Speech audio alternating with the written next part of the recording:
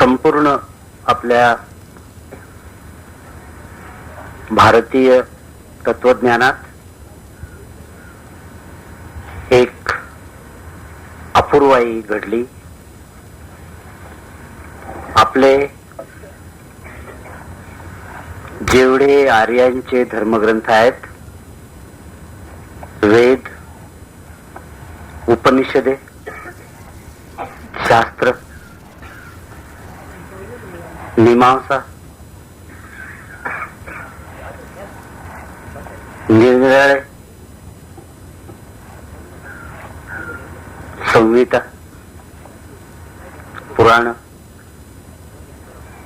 14 विद्या, 64 कला,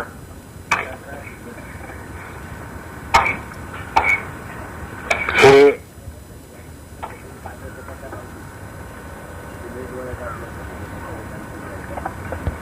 वेदांच्या आजच्या परिशीलनातून, अभ्यासातून अनेक ऋषींचा त्यात उल्लेख आहे. त्यामुळे ते मानव निर्मित आहे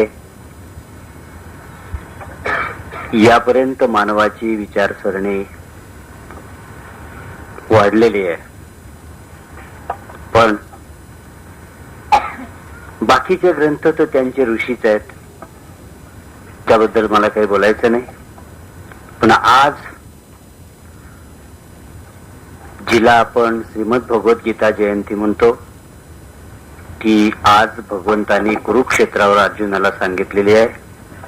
आणि परमेश्वर निर्मित जगातला पहिला आणि शेवटचा ग्रंथ म्हणजे श्रीमद भगवद्गीता. परमेश्वराने अजून स्वतः ग्रंथ लिहिलेला नाही. तुम्ही जे गुरुचरित्र वाचता त्याच्यावर दत्त महाराजांनी हात ठेवलेला आहे, आशीर्वाद दिलेला आहे की बाळ तू जे लिहिशील त्याला माझी संमती आहे. सगळे संत, सगळे योगी, सगळे ऋषी, सगळे महर्षी, देवर्षी, छंदर्षी, ब्रह्मर्षी, राजर्षी, सगळे ए टू झेड सगळ्या प्रकारचे ऋषी यांनी लिहिलेले सगळे ग्रंथ आणि तत्वज्ञान हे मानव निर्मित आहे. पण श्रीमद भगवद्गीता हे प्रत्यक्ष परमेश्वराने मानव जातीसाठी सांगितलेलं आहे.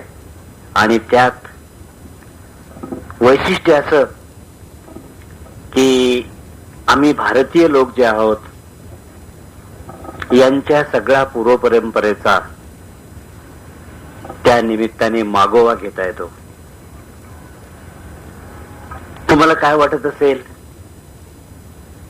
की कौरव नावाचे राज्यकर्ते होते, पांडव नावाचे राज्यकर्ते होते, दोघांमध्ये भाऊबंदकीवरनं तंटे झाले आणि त्यावरून दोघांचं वैर वैमनस्य झालं आणि त्यातून एक प्रचंड युद्ध झालं. संपलं. तुमचे ज्ञान, विचारधारा संपली. नाही, इतकं सोपं नाही. असं भाऊबंदकीचं युद्ध नाही. आणि असं असतं तर देवाला तिथे झकमारायचं काहीच कारण नव्हतं. अशाच गल्लोगल्लीला निरनिळ्या राजसत्तात भानगडी झालेल्या आहेत. तिथे कधी देव गेला नाही, इथेच का गेला? तर अनंत विचाराचं काहूर माजेल अशा तऱ्हेची या ग्रंथाची पार्श्वभूमी आहे. आणि म्हणून गीता जर आपल्याला समजली नाही, आयुष्यात हेलपाटा आहे, काही उपयोग नाही, काही उपयोग नाही. आणि गीता म्हणजे काय ह्याच्याबद्दल आतापर्यंत जवळजवळ तुम्हाला आश्चर्य वाटेल की द्वापार युगात साधारण माझ्या माहितीप्रमाणे 5000, 200 किंवा 150 हे साल मी नक्की तुम्हाला सांगू शकत नाही. कारण दुर्दैवाने त्या भगवान श्रीकृष्णाच्या जन्मपत्रिकेवरून, स्वामी महाराजांच्या जन्मपत्रिकेवरून आम्हाला 1000 वर्ष काढता आली त्यांची. पण कृष्णाचं फार सोपं आहे. त्यांनी ज्या दिवशी नरकासुराला मारलं त्या दिवशी नरकासुराच्या मुलाला त्यांच्या नेहमीच्या पद्धतीप्रमाणे त्यांनी स्वतः ज्यांचा नाश केला ते राजपद स्वतःकडे कधीच घेतलं नाही. राज्याची पद्धत अशी आहे, एकदा पराभव राजा म्हणून केल्यानंतर आपण त्याचा स्वामी होतो. पण श्रीकृष्णाच्या जीवनात जर वैशिष्ट्य कोणतं असेल की ते राजे होते द्वारकेचे, पण कोणाचं राज्य त्याचा पराभव केला असेल, त्याचा नाश केला असेल, पण ते राज्य आपल्या राज्यात जमा केलं नाही.